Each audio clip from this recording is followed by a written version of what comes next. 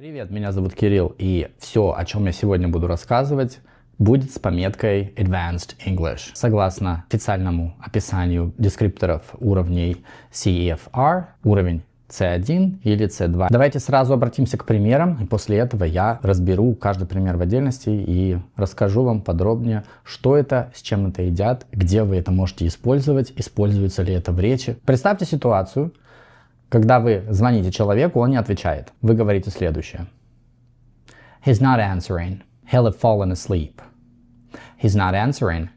He'll have fallen asleep. Представьте другую ситуацию.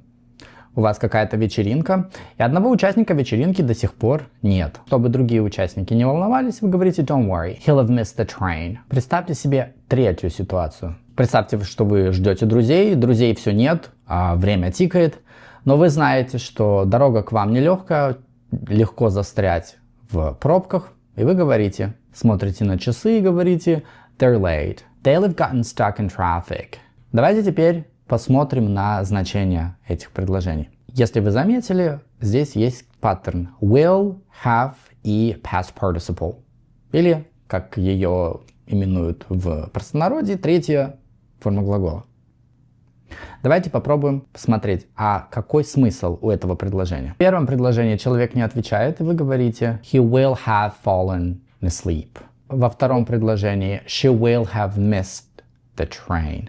И в третьем предложении they will have gotten stuck. Как вы думаете, вот эта грамматическая конструкция, она обозначает то, что будет только? Или мы говорим про прошедшее? И результат мы видим в настоящем.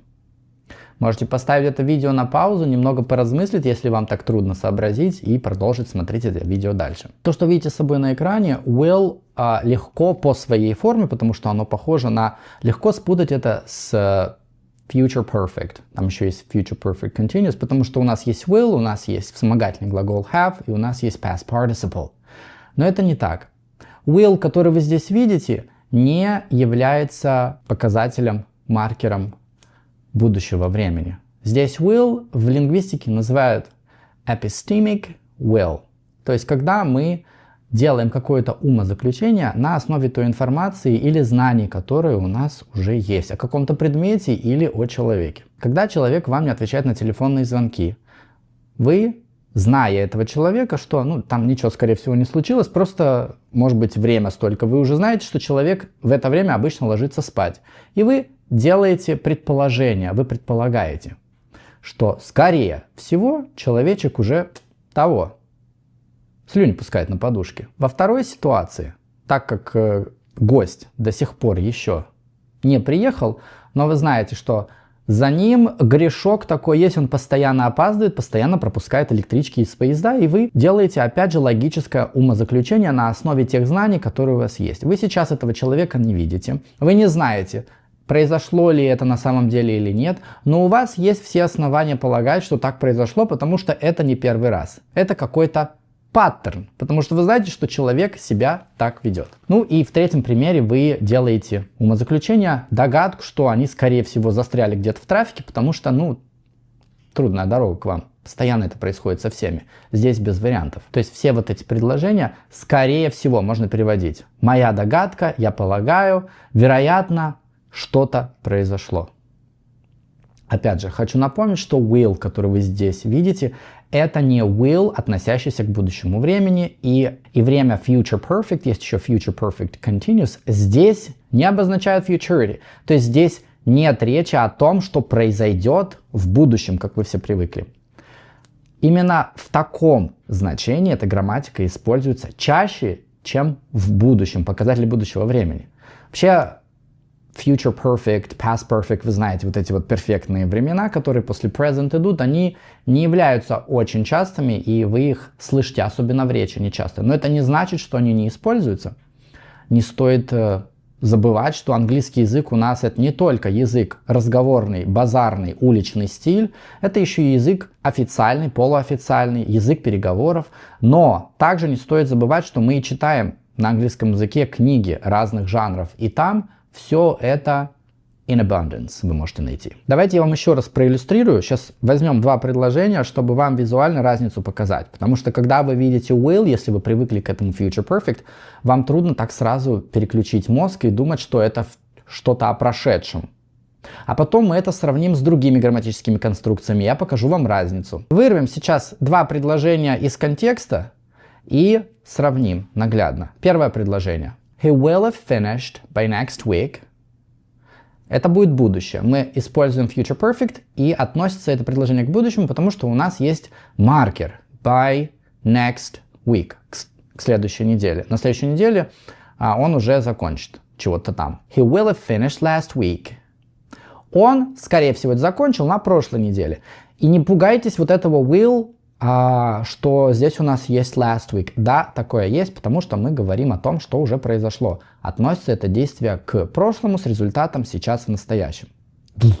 Взрыв мозга. Так вот, первое предложение относится к будущему. Вы можете в скобках себе написать. Это future. А во втором предложении, если вы любите все эти детали, сложные длинные слова, epistemic will. То есть, когда смысл в каком-то умозаключении, в предположении. Я предполагаю, что он закончил еще на прошлой неделе. То есть, выводим правило. В отличие от обычного будущего значения will плюс have плюс past participle, второе значение, которое предположение, will здесь выражает вашу уверенность в том, что что-то произошло уже в прошлом. И вы сейчас об этом говорите. То есть, допустим, если вы ждете своих друзей, и вам нужно встречать, поехать их в аэропорт, вы можете сказать, посмотрев на часы, что the plane will have landed by now. То есть, к этому часу уже, я думаю, самолетик приземлился, и человечки сейчас получают свой багаж, сейчас мы их тепленькими возьмем. The plane will have landed by now. И у вас есть маркер by now. Вот он показывает, что действие completed. Полностью завершилось. Но мы можем пойти дальше и использовать future perfect progressive. Там появляется will have been плюс глагол с окончанием ing.